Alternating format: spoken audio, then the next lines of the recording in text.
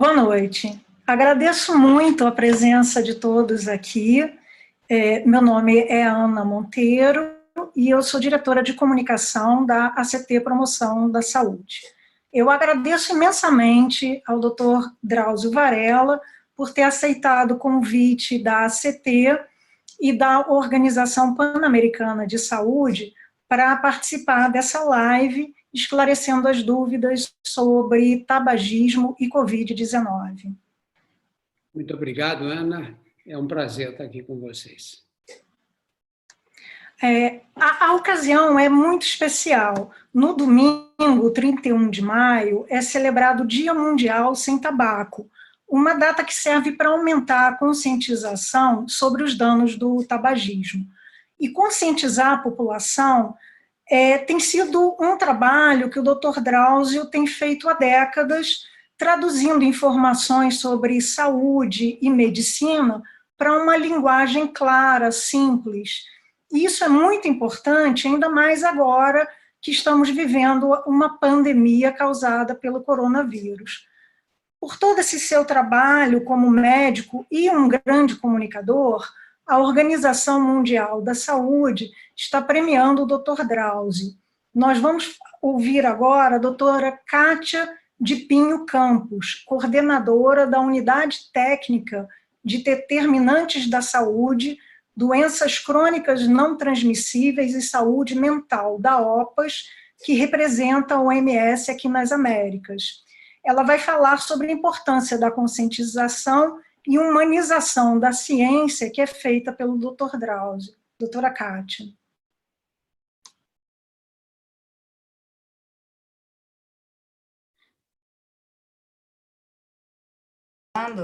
Me escutando agora? Ana, muito obrigada pela introdução. Dr. Drauzio Varella, em nome da Organização Pan-Americana da Saúde, Organização Mundial da Saúde, é uma honra enorme conceder o prêmio do Dia Mundial Sem Tabaco deste ano ao senhor. Este prêmio, que é otorgado anualmente, ele é otorgado às pessoas e às instituições que reconhecidamente contribuem para a redução das mortes, a redução das doenças causadas pela epidemia do tabagismo. O seu trabalho, Dr. Drauzio, incansável como comunicador, levando a informação à população, mostrando as evidências do mal que causa o tabaco à população e também reforçando a importância da implementação das políticas públicas efetivas, tem contribuído para o avanço do controle do tabaco aqui no Brasil. Hoje, o Brasil ele é reconhecido mundialmente pelas suas políticas públicas, pela redução do consumo do tabaco, mas ainda temos um largo caminho pela frente, principalmente desmistificando a interferência da indústria nas políticas públicas de controle do tabaco. Hoje, a indústria está muito fortemente mirando os jovens, os adolescentes, tentando atrair novos consumidores através do desenvolvimento de novos produtos, como o cigarro eletrônico, ou também produtos, os cigarros com sabores, né, atrativos. Então, estamos juntos nessa, doutor Drauzio, esperamos logo recebê-lo aqui na sede da OPAS, em Brasília, para assim, então, poder entregar este merecido prêmio de forma presencial ao senhor. Estamos muito agradecidos pelo seu trabalho e muito felizes pelo reconhecimento da OMS ao seu trabalho. Parabéns mais uma vez e desejo um ótimo live. Obrigada, Ana. Eu queria agradecer a OPAS e a Organização Mundial da Saúde. Isso é um prêmio que deixa qualquer médico honrado por receber. Nós sabemos o impacto que o cigarro tem na saúde da população e eu fico muito feliz desse trabalho de anos que a gente vem conduzindo merecer esse prêmio. Não sei se merecer, mas pelo menos receber o prêmio. Muito obrigado. Acho que é muito merecido, sim, doutor Drauzio. Obrigada, doutora Kátia. Vamos começar, então, né? Eu peço a quem estiver assistindo que mande a sua pergunta. Doutor Drauzio, em sua última coluna na Folha, o senhor fez o alerta sobre a situação gravíssima que nós estamos enfrentando que não poderia ser imaginada nem no nosso pior pesadelo. A ONU já declarou também que a pandemia do novo coronavírus é o maior desafio da humanidade desde a Segunda Guerra Mundial. Eu queria saber o que nós devemos fazer, como devemos nos cuidar. Olha, essa pergunta pode ser respondida de duas formas. Nós, individualmente, temos que evitar pegar o vírus de qualquer maneira com as medidas clássicas, que são lavar as mãos, usar máscara obrigatoriamente, evitar a aproximação de pelo menos 2 metros de distância dos outros e ficar em casa, porque para tentar evitar mesmo reduzir ao máximo o risco de pegar o vírus. Agora, nós, como país, aí temos muita coisa para fazer e, especialmente, muitas coisas que não devem ser feitas de jeito nenhum. Em relação aos fumantes, o que é mais seguro agora para quem fuma? Deixar de fumar e como deixar de fumar, né? Olha, Ana, eu tenho experiência com essa droga, com a nicotina. Eu fui fumante, fumei, e não foi por pouco tempo, fumei dos 17 aos 36 anos. Hoje, quando eu olho, eu falo, mas não é possível que fosse eu. Não era eu mesmo, era uma outra pessoa, aquela que fumava, que era dependente de nicotina. Então, eu conheço essa droga, eu sei o que é a dependência de nicotina, eu senti na carne. É a droga que provoca a pior dependência química de todas que são conhecidas. Porque a dependência de nicotina provoca crise de abstinência em minutos. As outras drogas não, provocam crise de abstinência, mas depois de algumas horas que você deixa de usar. Nicotina, você fuma um cigarro, daí a meia hora, 40 minutos, está louco para fumar de novo. Vai a um cinema, fica 2 horas sem usar nicotina, você sai, a primeira coisa que faz é acender o cigarro, porque essa crise de abstinência dá uma ansiedade que só quem passou por isso sabe o que é. E aí você dá uma tragada e rapidamente, imediatamente, porque o cigarro, você dá uma tragada, a nicotina para sair do pulmão e chegar no cérebro leva segundos, 6 a 10 segundos normalmente. E aí dá um alívio imediato mesmo. Isso, o cérebro então aprende que você, quando fica ansioso, você fuma e aí a ansiedade é aplacada pela droga, lógico, né? E a partir daí, toda vez que você tem algum grau de ansiedade, seja por que razão for, a tua tendência é pegar e acender um cigarro imediatamente. E isso cria um mecanismo que vai se repetindo sem fim. É uma droga diabólica essa, inventada pelo diabo, provavelmente. E o que o senhor fala sobre essas novas estratégias da indústria, já se conhecendo tudo sobre esse mecanismo da nicotina, desses novos produtos, de dispositivos eletrônicos para fumar ou tabaco aquecido, que são vendidos pela indústria como ou benéficos ou que ajudam a parar de fumar? Como é que o senhor vê isso? Olha, a indústria tabaqueira, a indústria do tabaco, é a indústria mais criminosa da história do capitalismo. Por quê? Porque o tabaco começou a ser consumido assim em larga escala a partir da Segunda Guerra Mundial. E aí tudo que a indústria fez, o que foi? Foi tentar tornar o tabaco mais palatável e a ação mais rápida para que as pessoas se viciassem mais depressa. Então, criaram uma modificação no pH da fumaça para que ela vá nos pulmões, a absorção seja rápida e o efeito rápido também. E quanto mais rápido o efeito, maior é o poder dele de provocar adição, de provocar dependência química. Muito bem. O que aconteceu com a história do cigarro? Eles primeiro tentaram segurar ao máximo todas as informações a respeito dos malefícios do cigarro. Na década de 50 do século passado, já se sabia que o cigarro provocava câncer.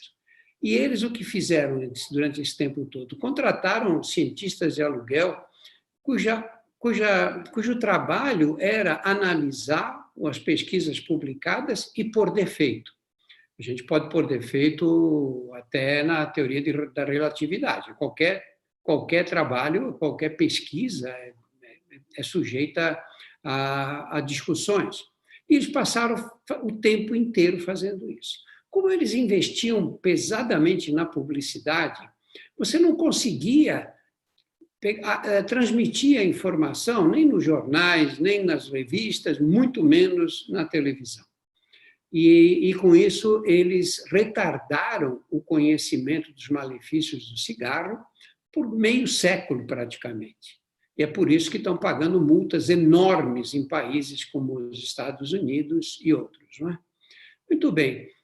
Eles só conseguiram, as informações só conseguiram ser transmitidas à medida em que foi havendo proibição da propaganda do cigarro nos meios de comunicação de massa, que eles tentam de tudo quanto é maneira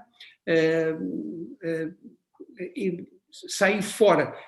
A palavra não é essa, eles tentam de todas as maneiras, está me vindo uma palavra em francês, eles têm de toda maneira escapar da legislação, burlar a legislação, o tempo inteiro tem sido assim. Mas quando eles perderam o poder de anunciar na televisão, jornais, vamos lembrar que isso no Brasil aconteceu no ano 2000. No ano 2000, o Ministério da Saúde conseguiu aprovar uma lei na Câmara, no Parlamento, que proibiu a propaganda de cigarro na televisão, nas revistas, etc. Aí sim a informação conseguiu ser transmitida. Um pouco relacionado a essa burla, né, da legislação, eu vou fazer uma pergunta da Luísa Amorim, que mandou para a gente.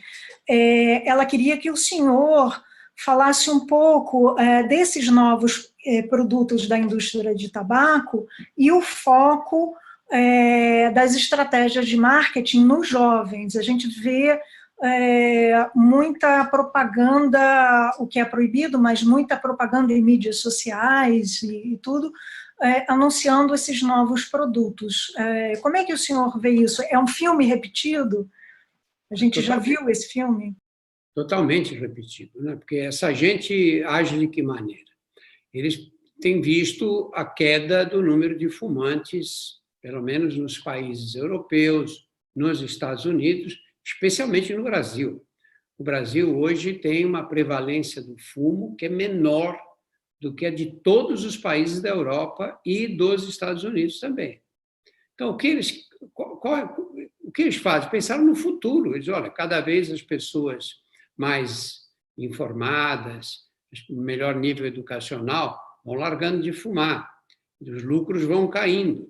Então, vamos inventar um jeito de fazer essas pessoas fumarem um tipo de cigarro que elas julguem que não faça mal. E aí criaram o tal do cigarro eletrônico. Muito bem, o que faz esse cigarro eletrônico e todas essas variedades dele aí? Você fuma a nicotina.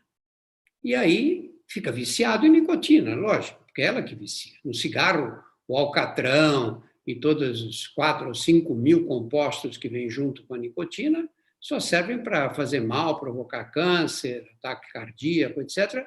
Mas não são eles que os responsáveis pela dependência química, é a nicotina. Então, eles fizeram preparações de nicotina. E aí você fuma a nicotina, fica viciadíssimo e pronto, começa a comprar cigarro eletrônico para o resto da sua vida. E qual foi a desculpa encontrada? Desculpa simples, né? Você fuma, já que você fuma mesmo, é melhor você fumar o eletrônico, né? Faz menos mal do que o cigarro comum. Primeiro, nós não sabemos se faz menos mal. Não sabemos. Nós não temos um estudo comparando o eletrônico com o cigarro comum. Segundo, hoje nós sabemos que o cigarro eletrônico causa muitos problemas. Vocês viram a epidemia de mortes que nós não vou chamar de epidemia, porque não foram tantos casos, mas o número de casos de mortes que nós tivemos associados ao cigarro eletrônico. Ah, mas eles punham extrato de maconha também para fumar. Nunca ficou claramente estabelecida essa relação, né? Então, a gente não sabe se faz mal. Segundo, vicia. A dose de nicotina num cartucho desse é enorme, é muito mais. Já vi estudos mostrando que o que você tem de nicotina num cartucho desse que você fuma no eletrônico corresponde a um maço de cigarros. Um cartucho desse, um maço de cigarros inteiro. Olha que pancada de nicotina que nós levamos no cérebro ao fumar um cigarro desse. E aí você dirige para onde a propaganda? Dirige para as fases da vida em que a gente é mais suscetível a ficar dependente de droga. Você vai pegar um homem de 50 anos, uma mulher de 50, que nunca fumou, que vai ela agora, vou experimentar, quero ficar viciada em nicotina. Não vai, que ela não é idiota, né? Ou ele não é idiota. Agora, o adolescente é idiota para essas coisas. Tem vontade de experimentar, quero ver o que acontece. Não, para mim, não, eu não vou ficar viciado, eu paro depois, a hora que eu quiser. E assim ele cai nas garras da indústria e fica dando dinheiro para essa gente por anos, anos e anos, às vezes pelo resto da vida, até o dia da morte. O tabaco com sabor faz mais mal que o normal ou é a mesma coisa? É a pergunta da Ayesca Pereira, porque ela fuma cigarro com sabor. Eu pararia, viu? Especialmente o mentol. A queima do mentol forma substâncias que são comprovadamente oncogênicas, isto é, provocam câncer. Isso é muito bem documentado. Por que eles colocam mentol? Porque o cigarro tem um gosto ruim. A nicotina, a queima, uma fumaça que entra, tem um gosto ruim. Você põe o mentol dá uma sensação de que refresca a garganta. E aí você não sente aquela queimação que a fumaça do cigarro, que vem a alta temperatura, provoca na garganta. E aí eles colocam para disfarçar, para você não perceber o que você está fumando. Por que colocam sabores de chocolate, de morango, de baunilha, de sorvete de creme no fumo e nos cigarros eletrônicos? Por quê? Quer me explicar? Por que isso? Fazem isso que é para as crianças sentirem um gostinho bom, um gosto mais agradável. É por isso que a Organização Mundial da Saúde considera que o cigarro é uma dependência de droga pediátrica, porque você começa a fumar com 15 anos, 16 anos, mas acho que começam com 10, com 9 anos, especialmente nas camadas da população de menor poder aquisitivo. Eles fazem isso porque é a fase da vida em que você quer experimentar, que você quer saber, e é assim que eles agem. Agem para viciar as crianças. Sempre foi assim. Toda a história da indústria do tabaco foi assim. Foi viciar as crianças, porque essas vão carregar dependência por muitos anos. Algumas nunca vão conseguir ficar livres. E é exatamente essa estratégia que eles estão usando com cigarro eletrônico. Agora, veja uma coisa, Ana, que coisa...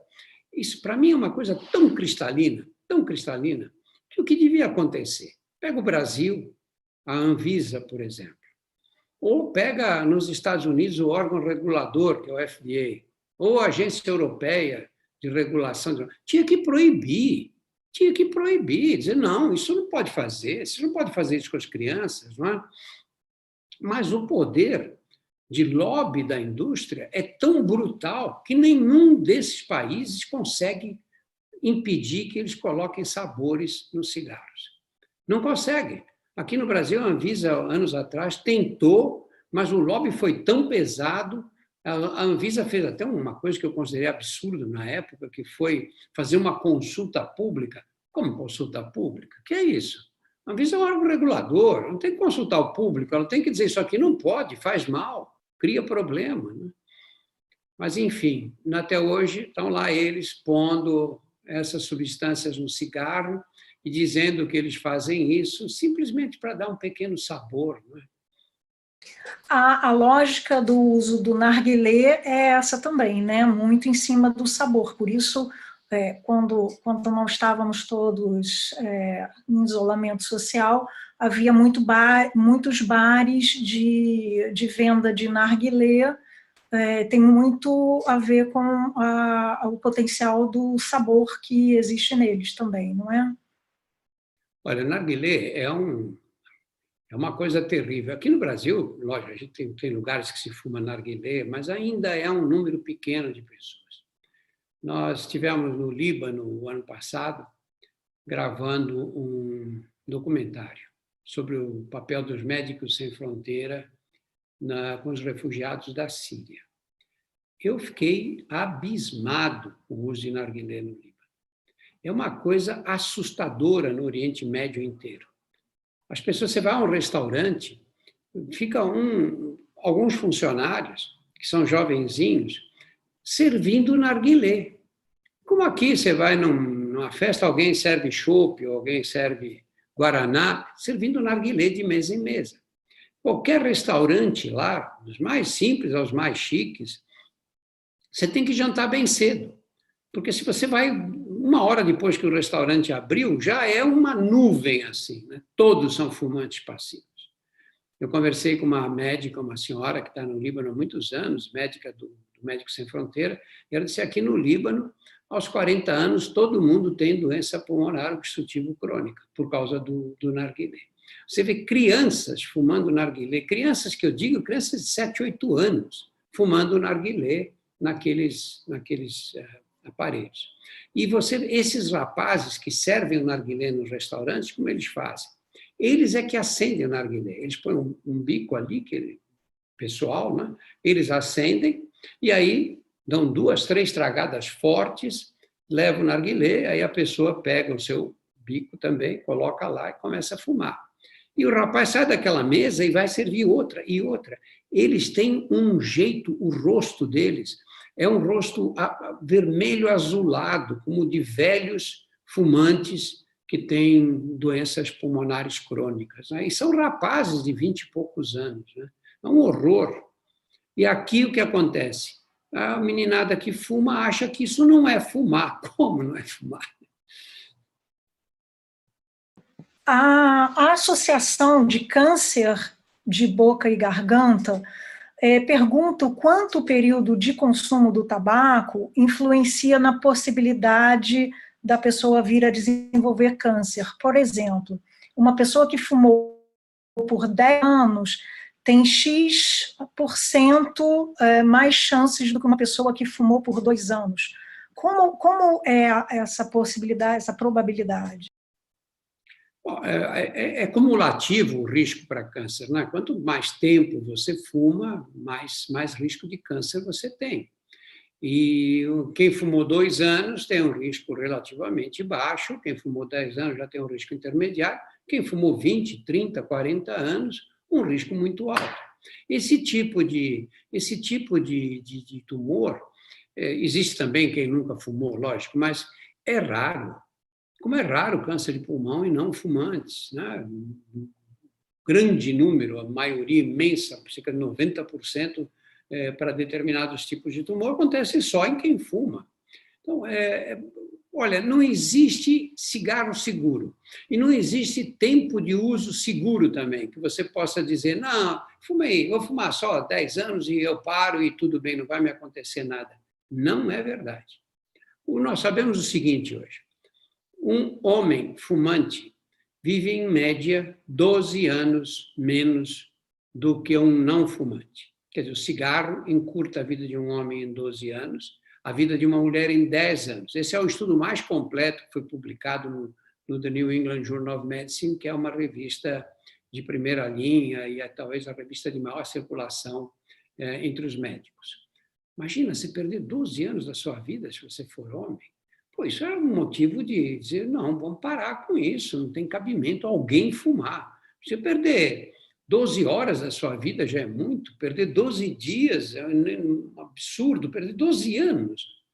E é isso que acontece, a vida é encurtada nesse tempo.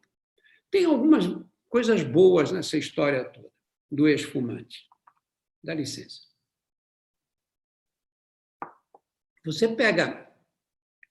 A gente sabe hoje que você para de fumar hoje, o risco de você ter uma doença cardiovascular, ataque cardíaco, derrame cerebral, começa a cair imediatamente.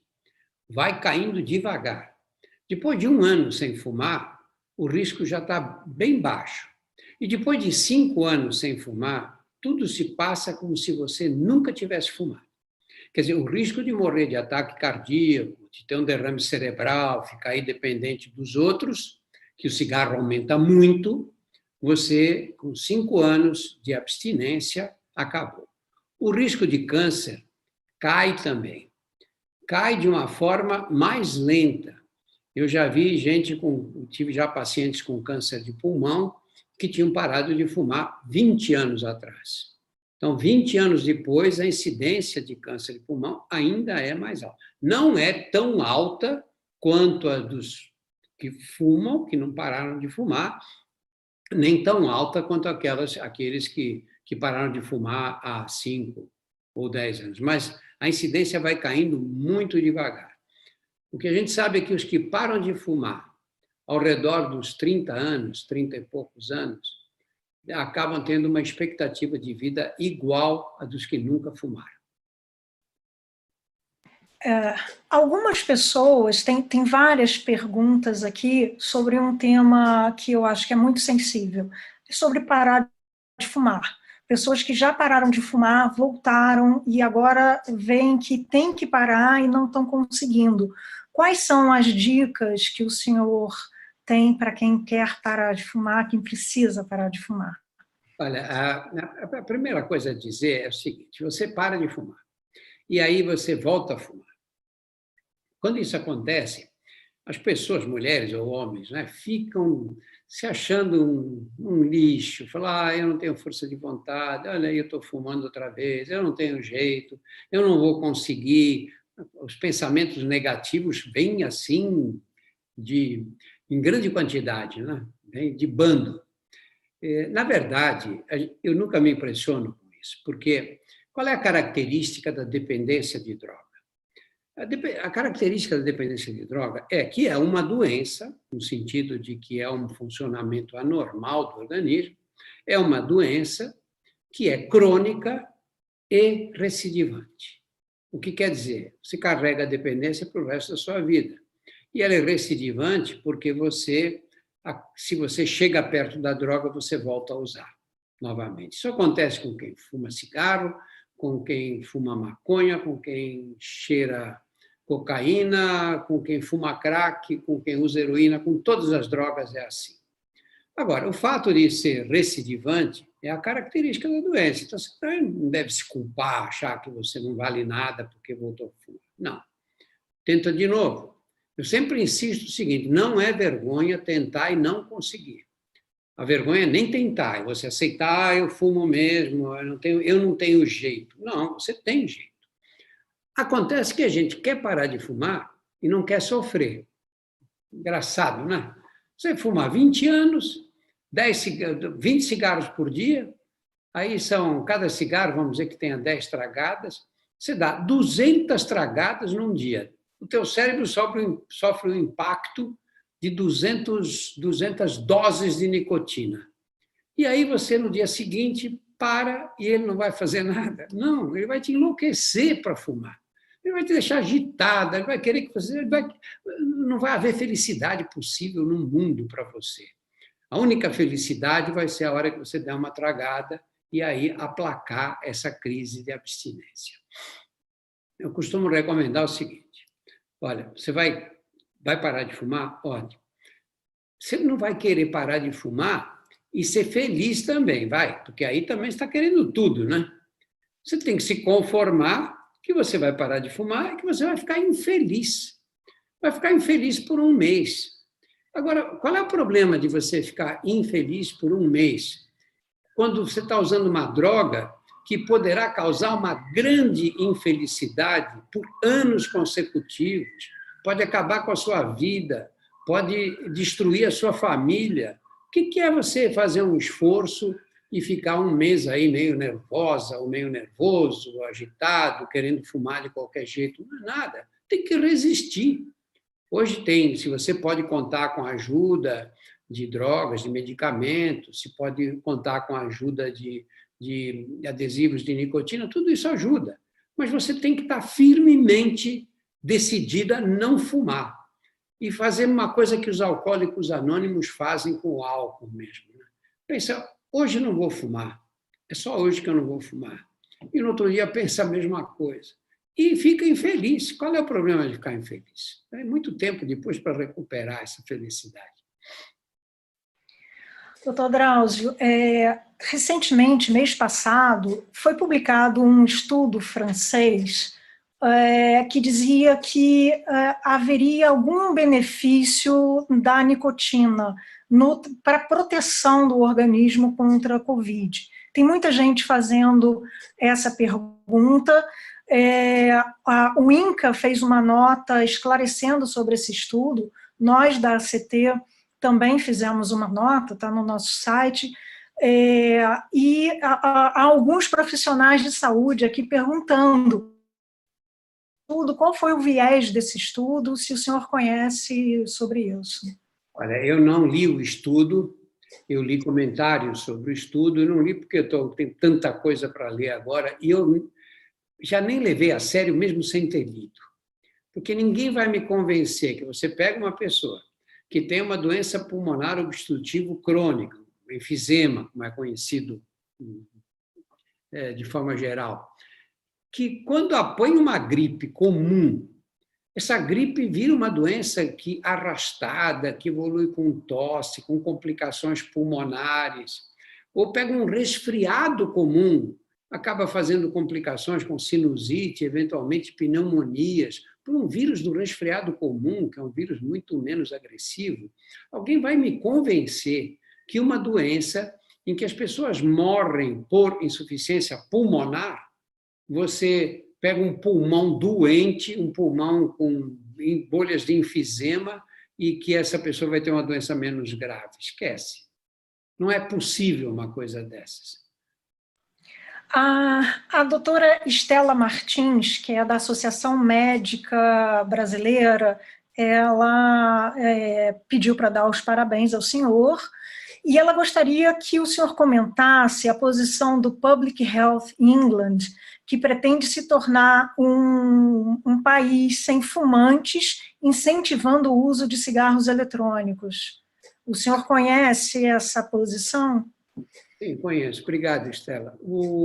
Olha, eu acho que eles podem conseguir criar um país sem fumantes de cigarro, mas vão ter um país dependente de nicotina do mesmo jeito, fumando cigarros eletrônicos. Vão ter que se conformar, porque aí tem um outro problema que eu acho que é mais grave. Quando eu era adolescente, eu fumava, eu não sabia que o cigarro fazia mal. Ninguém sabia, ninguém falava nisso, porque, como eu disse, a indústria conseguia segurar e impedir que a informação ganhasse o grande público. A gente fumava e não achava que estava fazendo nada de mal, que aquilo não ia provocar problemas pulmonares, nem câncer, muito menos câncer. Isso eles fizeram com o cigarro comum. Agora estão fazendo a mesma coisa com o eletrônico. Eles diziam, olha, é muito mais seguro, então por que você não fuma eletrônico? Aí um menino, uma menina, instruídos, que aprenderam na escola desde pequeno, que o cigarro provoca uma série de problemas e tal, tende a ser benevolente com o eletrônico. Aí fala, não, mas o eletrônico tudo bem, eu posso fumar. E eles não iam se tornar fumantes, não iriam se tornar fumantes, mas passam a ser dependentes de nicotina com cigarro eletrônico. Nós não sabemos, a longo prazo, o que resulta desse uso continuado de nicotina em altas doses, como vem no cigarro eletrônico. Nós não sabemos, o cigarro eletrônico não é nicotina pura, tem substâncias que são adicionadas ao eletrônico também. Nós não sabemos o que acontece com essas substâncias administradas a longo prazo. Olha, você está andando na rua e, de repente, você vê uma pessoa, passa uma pessoa fumando, tudo bem. Aí passa uma outra pessoa fumando um cigarro eletrônico. Dá uma olhada e vê a quantidade de fumaça que sai em cada baforada do cigarro eletrônico. Faz uma nuvem de fumaça. É muito mais do que a do cigarro comum, não tem comparação. E aquele impacto da nicotina e das substâncias que estão lá dentro não pode fazer bem para o organismo, não pode fazer bem, não pode deixar de ter um efeito deletério. Então, não caiam nessa de jeito nenhum, sabe? Não, o pulmão foi feito... a gente brinca, às vezes, com os estudantes e diz qual é a parte do corpo humano que está mais em contato com o mundo exterior? E aí eles falam, a pele, lógico. Né? Não é a pele, não. Um homem do meu tamanho, por exemplo, tem 2 metros quadrados de superfície corpórea, 2 metros quadrados de pele. O pulmão, se fosse possível esticar os 2 pulmões, a gente cobre uma quadra de tênis. A maior superfície do corpo humano em contato com o exterior é a dos pulmões. Por que ele tem toda essa superfície? Porque a função respiratória é a única função fisiológica que você não pode deixar de executar por alguns segundos, por alguns minutos. Você pode, todas as funções fisiológicas, você pode deixar de executar por horas, dias, meses, anos até. Mas a respiração, não. A respiração aí de 3 a 5 segundos, o cérebro morre, para de receber sangue. Você destrói o órgão que te dá a condição humana. A condição humana precisa dessa troca de oxigênio com gás carbônico permanente, o tempo todo. E o que você faz quando fuma, que vem essa fuligem toda para dentro do pulmão? Essa fuligem vai chegando nos pequenos brônquios, nos brônquios mais fininhos, que nós chamamos de bronquíolos, aqueles que vão dar nos alvéolos, entope esses brônquios. Você vai perdendo a função respiratória. Olha, pega um menino de 17 anos, põe ele para subir uma escada. Ele sobe 3, 4 lances de escada, chega lá em cima ofegante. Todo menino, toda menina que fuma, o que diz? Que o cigarro tira o fôlego. Tirar o fôlego é o quê? Tirar o fôlego é comprometer a função respiratória. Agora, se isso acontece com uma pessoa de 17 anos, imagina aos 50, 60 anos depois. Né? Isso é muito, muito sério mesmo, né? Vamos passar, então, para a questão do dinheiro, né? Ano passado, o senhor até nos ajudou numa campanha, estrelou a campanha Conta do Cigarro. O cigarro causa 57 bilhões, um prejuízo de 57 bilhões de reais por ano por conta das doenças provocadas. E a indústria paga 13 bilhões em impostos, a conta não fecha, né? Eu queria que o senhor falasse um pouco, o senhor acha justo que os fabricantes de cigarro recebam incentivos fiscais, que eles acessem crédito subsidiado pelo BNDES? Isso não é um absurdo? Não, isso é um roubo, né? É um roubo, isso é um roubo dos cofres públicos, né? Olha, eu acho que tinha que ser assim, uma coisa bem simples. Eu acho que não estou errado de propor, e acho que é possível organizar um programa desse tipo. Você vê, eles pagam 13 bilhões de impostos, e eles se vangloriam disso, né? Não, mas a indústria recolhe impostos, é uma das que mais recolhe impostos, 13 bilhões, ótimo. Só que as pessoas que usam o produto deles consomem 57 bilhões do SUS. Isso é anual, não é? Bom, sabe qual é a verba do SUS? Quanto o SUS tem de dinheiro para prestar atendimento para toda a população brasileira? 240, 250 bilhões. Então, veja, vamos fazer uma conta de cabeça aqui. Eles pagam 13 bilhões de impostos, mas gastam 57 do SUS.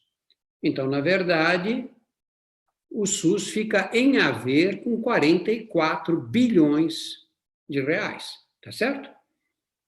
Gasta 57, recebe 13, fica em haver 44. Haveria algumas possibilidades de fazer um acerto de contas. Primeiro, a indústria pagar esses 44 bilhões. Eu vendo um produto para a população vai consumi em saúde 44 bilhões, já descontados o imposto que eu paguei, essa é a dívida que eu tenho. E pronto. Esse cálculo é um cálculo que é possível fazer, é possível você saber o que acontece, quais são os gastos diretamente relacionados com o fumo, os gastos em saúde, e pronto. Exigir deles que cobrem. Aí diz, bom, mas como é que eles vão pagar? Aí a indústria fica inviável, aumenta o preço. Ah, mas aumenta o preço, cai o número de usuários. Qual é o mal nisso, cair o número de usuários? Não é verdade? É tudo que o país precisa. É menos gente fumando, menos gente doente, para depois ir parar, sobrecarregar os hospitais públicos e o SUS. Seria importante também a inserção do fator de risco tabaco na ficha de notificação da Covid-19? Temos algumas pessoas também perguntando isso. Eu acho que sim. Eu acho que devia ser para a gente saber o que está acontecendo. Para não aparecer um estudo que diz assim, olha, quem fuma isso diminuiu em 12% o risco de morrer. Bom, que viés foi usado aí? Houve algum estudo randomizado, por acaso, que é a única forma que a gente tem de ter dados cientificamente confiáveis? O que é o estudo randomizado? É você pegar duas populações comparáveis, com idade, status socioeconômico, condições físicas, doenças concomitantes, etc. Uma população de fumantes, outra de não fumantes, prospectivamente, e mostrar o que vai acontecer com essas populações na hora que tiverem o vírus. Se não for um estudo assim, não dá para você dizer, olha, aqui nos hospitais de São Paulo, tantos fumavam, tantos não fumavam, esses que fumavam morreram menos ou mais. Não dá para dizer isso de jeito nenhum. A gente tem muita gente também preocupada com a epidemia, querendo saber se parar de fumar agora ajuda caso pegue o coronavírus, ajuda se parar de fumar hoje, o risco dela é menor. E tem muitas pessoas perguntando também se a gente já passou o pico da epidemia. O senhor pode falar sobre isso? Por partes. Eu acho que parar de fumar ajuda. As pessoas às vezes falam, porque eu já fui fumante, eu sei como é, né? Eu ia parando de fumar, achando que devia parar de fumar. Mas aí não dá, porque eu agora tenho prova na faculdade, não, agora briguei com a namorada, agora estou com problema, agora perdi um amigo. Aí, a gente fica procurando desculpa para continuar dependendo, que o que o fumante quer é fumar. Ele quer fumar porque ele é dependente. Ele é dependente químico, de nicotina. Então, ele quer fumar, não tem jeito. Isso é um ponto. Aí ele diz, bom, mas agora que adianta? Era bom que eu já tivesse parado, mas agora adianta. Adianta, sabe por quê? Porque nós temos dois componentes do tabagismo. Tem o componente imediato, que é uma bronquite crônica, que é provocado justamente pela fuligem que está lá entrando nos brônquios e fazendo os brônquios fecharem para poder evitar que aquela fuligem entre. E isso vai fazer... Os brônquios são as estruturas finais dos bronquíolos, aqueles bem fininhos, eles têm uma camada de cílios. E a gente, em movimento, a gente, na literatura, se diz que é um movimento do vento batendo no trigo. Aqui pode ser o vento batendo na cana-de-açúcar, que você vê aquele movimento todo. Para que isso? Porque as partículas externas que vêm, serem, não só do cigarro, poeira, tudo, serem presas ali no muco que os bronquíolos produzem, e aí os cílios vão jogando para fora. E a gente engole e, sem perceber, nós estamos eliminando todas essas impurezas que chegaram nos brônquios, para não deixar entrar para o pulmão. Agora, quando você dá uma tragada, joga aquela fumaça quente, ela queima esses cílios. O movimento dos cílios diminui. E aí a secreção se acumula. Por isso que o fumante tosse. Vai acumulando a secreção, aí dispara o mecanismo da tosse. Ele tosse, elimina, fica tranquilo. Daqui a pouco, junto outra vez, tosse. Por que ele tosse mais de manhã? Porque ele ficou deitado. A secreção foi acumulando, acumulando. Na hora que ele senta, levanta, começa a tossir sem parar. Então, se você para de fumar, essa bronquite causada pelo cigarro melhora muito rapidamente. Uma semana já faz uma diferença grande. Com 3 meses, 2, 3 meses, ela acabou completamente. Você não tosse mais, você sente que quando respira o pulmão enche, você sente uma disposição que é completamente diferente da anterior. O problema de você encontra fumantes que dizem assim, eu não fumo há 20 anos, não sinto nada. É igual carro velho. O teu carro está velho. Você fala, o carro está bom, está ótimo. Aí um dia um amigo te empresta o carro dele novo. Aí você entra no carro novo e fala, nossa, como estava ruim, como está ruim meu carro. Né? Aí é a mesma coisa. Você não percebe essas pequenas diferenças, porque elas vão acontecendo no dia a dia. Você começa a tentar contornar os problemas. Tem uma escada para subir, você não vai, você espera o elevador. Você vai à padaria, tem uma subida, você prefere dar uma volta, fazer um caminho mais longo para evitar aquela subida, porque você vai perdendo a condição respiratória. Na hora que a gente para de fumar, o benefício é imediato. Eu lembro quando eu parei de fumar, 2, 3 dias depois, foi no 3º dia, eu acordei de manhã, eu abri os olhos e falei, nossa, como eu estou me sentindo bem. 72 horas depois. Aquela intoxicação, tinha um organismo intoxicado pela nicotina que eu nem percebia. E sobre o pico da epidemia, uma pergunta que está sendo muito frequente aqui, todo mundo muito preocupado, né? Olha, se a gente olhar para os outros países, o que aconteceu? O número de casos foi aumentando, aumentando, aumentando, e depois começou a estabilizar e começou a diminuir. Em vários países tem sido assim. Aqui será também. Por que se preconiza o isolamento? Porque você isolando as pessoas, você diminui o número de infectados. E da porcentagem de infectados, você tem uma maioria que não vai ter nada, ou vai ter sintomas frustros, ou vai ter alguns sintomas mais chatos, nada muito diferente de uma gripe, como a gente já teve outras. E você tem uma pequena porcentagem, que corresponde não é tão pequena assim, mas corresponde a uns 20% desses sintomáticos, que vão depender de hospitais. E você tem uns 5% aí que vão depender de UTIs. Bom, se você tem um grande número de infectados, não há como impedir que o sistema de saúde entre em colapso. Quando a gente fala colapso, as pessoas não entendem bem o que é. O que é o colapso do sistema de saúde?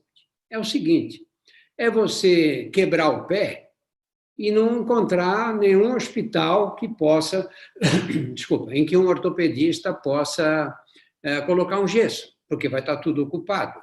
É você ter um apendicite e morrer de apendicite, porque o centro cirúrgico não vai estar funcionando e não vai haver leito disponível.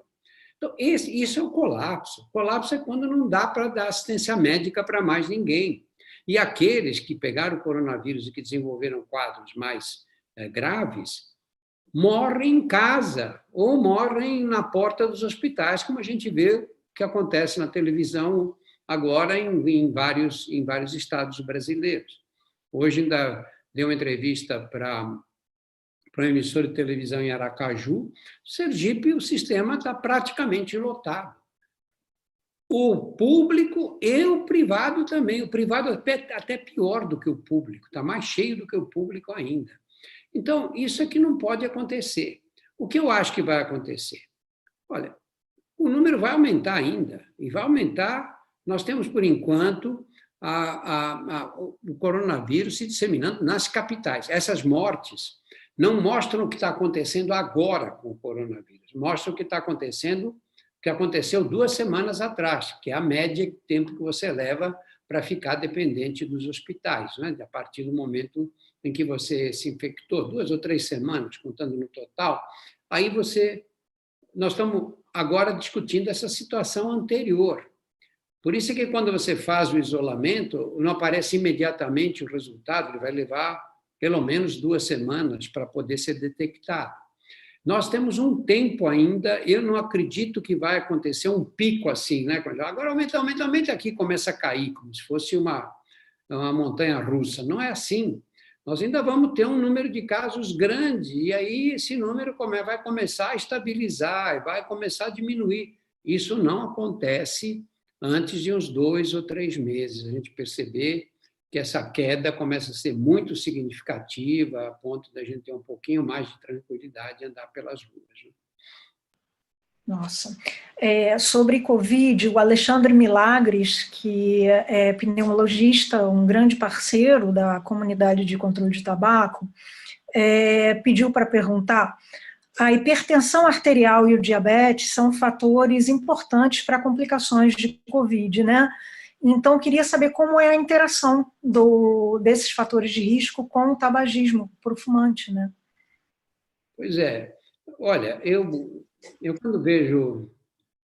Quando ando pela rua, andava, agora não ando mais, espero um dia voltar, mas eu vejo uma pessoa, você vê um homem, por exemplo, passa aí um homem de 50 anos, 50 e poucos anos, que vem meio com um pouco de excesso de peso, e cigarro no bolso aqui, porque o fumante tem que estar sempre com o cigarro ao alcance da mão, né? E eu fico pensando, puxa, uma pessoa andando devagar, pesadão, certamente tem hipertensão, e se bobear tem diabetes também. Eu tenho vontade de parar a pessoa na rua e dizer: olha, você é louco, cara, você é louco, você ainda fuma, você está querendo se matar. Não é? E, lógico que eu não faço isso, que vai dizer que eu sou louco sou eu. Esses fatores de risco, quando somados, são destruidores. São destruidores. E a gente, quando é jovem, fala assim: mas tudo bem, eu vou morrer aqui. Tudo bem, se eu viver até 60 anos, está bom, porque eu tenho 15.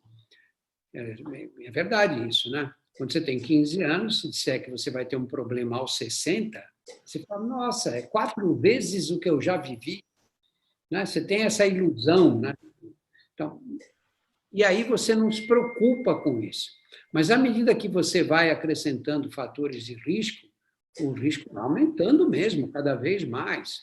E, às vezes, aumenta exponencialmente, não é a curva aritmética, não a proporção aritmética. Na verdade, o que está acontecendo no Brasil hoje? Nós temos a faixa da população que mais cresce, a faixa etária da população que mais cresce, é a que está acima dos 60 anos. É ótimo isso, né? Lógico. No começo do século passado, o brasileiro médio vivia 40 anos, se tanto. Agora, um monte de gente chega aos 70, 80 anos. Todo mundo quer viver muito, mas quer viver muito em boas condições. E nós estamos envelhecendo mal no Brasil. Aos 60 anos, metade da população brasileira é hipertensa, tem pressão alta, mulheres e homens. É muita gente. Diabetes, segundo a Sociedade Brasileira de Endocrinologia, há 14 a 15 milhões de pessoas com diabetes no Brasil. Provavelmente muito mais, porque está cheio de gente andando pela rua aí com a glicemia elevada e não sabe que tem diabetes porque não fez o exame de sangue, só vai descobrir quando ela atingir valores muito altos. Então, nós temos uma população que envelhece mal e vai acumulando doenças crônicas à medida que o tempo passa. Esse é um problema grave no Brasil, muito grave. Aos 70 anos de idade, 90% dos brasileiros têm pelo menos uma doença crônica. É uma estatística muito ruim. Nós já estamos nos encaminhando para o final, e aí eu vou fechar, tem muita pergunta ainda, e eu vou fechar, então, com uma pergunta voltando ao dinheiro, né? Os impostos de cigarro, e aí eu junto os de refrigerantes, de comida que fazem mal à saúde, de bebidas alcoólicas, mas os impostos de cigarro não poderiam ajudar a financiar a saúde, a ajudar agora o SUS a responder bem a essa crise na saúde que nós estamos vivendo? Olha, Ana, isso não sou eu que digo, e nem vocês. Quem diz é a própria Organização Mundial da Saúde. Cada vez que você aumenta o preço do cigarro em 10%, você tem um impacto, eu esqueci o número, mas de pessoas que deixam de fumar. É sabido isso. Por isso é que nos Estados Unidos e na Europa os cigarros custam muito caro, né? Porque com isso eles conseguem controlar um pouco, pelo menos.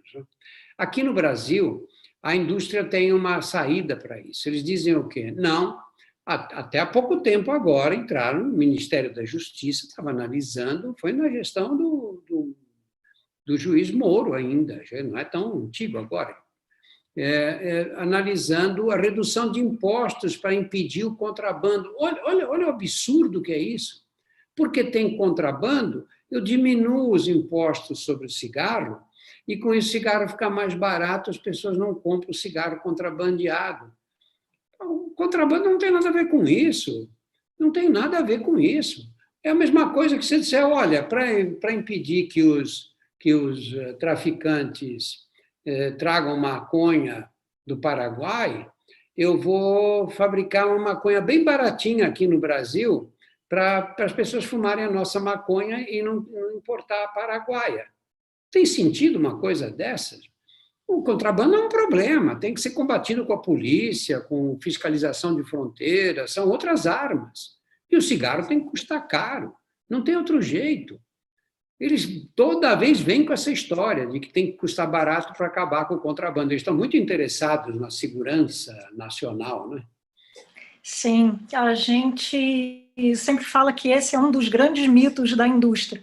Para qualquer medida de controle do tabagismo, eles sempre falam que o contrabando vai aumentar, né? É sempre essa. Nós estamos chegando ao fim da nossa live. Eu queria lembrar a quem está assistindo que amanhã, às 4h, haverá uma outra live sobre tabagismo também, com o INCA e a OPAS. Vai ser no YouTube do canal da TV INCA.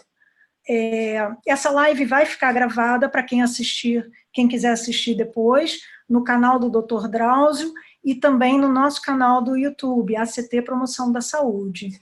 E eu queria parabenizar também o Dr. Drauzio pelo prêmio, agradecer a doutora Kátia Pinho por ter participado e deixo os comentários finais para o Dr. Drauzio.